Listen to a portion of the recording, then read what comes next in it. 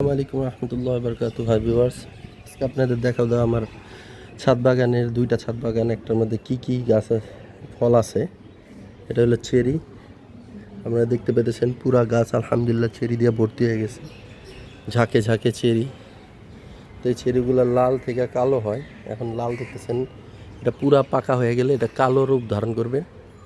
আপনাদের দেখাই, এই যে দেখাই, এই দেখেন এই দুইটা চেরি কালো, এটা পুরা পাইকে গেছে। এখন এটা আপনি খাইতে পারবেন, ঠিক আছে? আপনি এটা চেরি খাইতে পারবেন, এটা কালো হয়ে গেছে, একদম রসালো। লাল থেকে কালো হয়ে গেলে আপনি খাইতে পারবেন। এরপরে সবেদা দেখাই, সবেদা অনেক সবেদা আছে, থাই সবেদা। তারপরে যে আমলকি হইতেছে, আর কিছু হইয়া পড়ে গেছে, ঝড় তুফান হয়েছে। যে ডালিম, ডালিম গাছটাও ভেঙে পড়ছিল, আলহামদুলিল্লাহ আজকে ঠিক করলাম।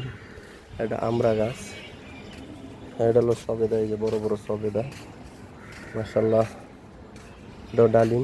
আর এই যে চাইনিজ কমলা, এখানে আম হইতেছে। আর কিছু গাছে তো আমের বোল ধরছে, এই যে কিছু বোল ধরছে।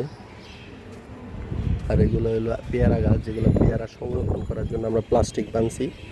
আর কিছু আম আমার আছে আলহামদুলিল্লাহ, এগুলো এখন পাকে নাই, যার কারণে এগুলাকে নামানো হয় নাই, ঠিক আছে? এগুলা যখন একটু পাকবে এগুলাকে নামাবো আমরা। আর দেখাই, এটা হলো এই যে ফুলগুলা দেখতেছেন ছোট ছোট, এটা হলো জলপাই, থাই জলপাই। আর এই যে আরেকটু ফুল দেখতেছেন লাল কালার, এটা কামরাঙ্গা, থাই কামরাঙ্গা।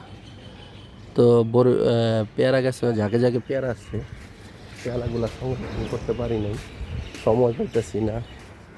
এই যে ঝাঁকে ঝাঁকে পেয়ারা, থাই পেয়ারা, তারপরে হইলো দেশি পেয়ারা। আর নিচের ছাদে অনেকগুলা গাছ আছে, এটা দেখাইতে পারতেছি না সময়ের স্বল্পতার কারণে। আজকে এই পর্যন্ত। আসসালামু আলাইকুম রহমতুল্লাহ।